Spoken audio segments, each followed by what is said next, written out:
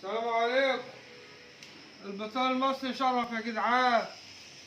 ربنا يهدي شعب مصر.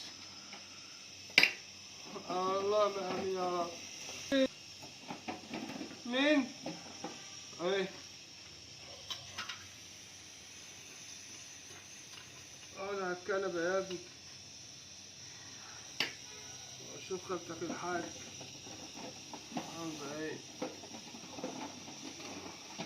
احيي والبسها ب3 جنيه. اه يان يان.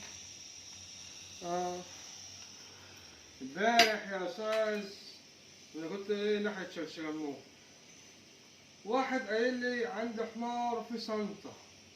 الصنطة دي كده، صدق بالله انا خلعتها بجدرها. امال ايه؟ بجدرها.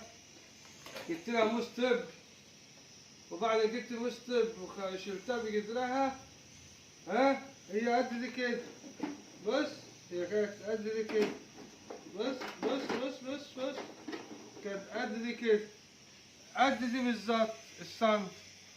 رحت شايلها بجدرها، رحت ايه الصلاة على حبيبي النبي كده، ورحت ايه كوتها بس غراء بهدلات، وكله لوجه الله عشان بيمخص يوم القيامة. هتحاسب عليه، ولا بينطق ولا بيتكلم. امال ايه يا عم الحاج؟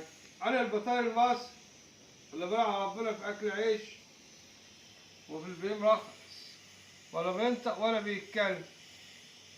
يوم القيامة مت على ايه يا ابن ادم؟ مت شهادة لا اله الا الله سيدنا محمد رسول الله.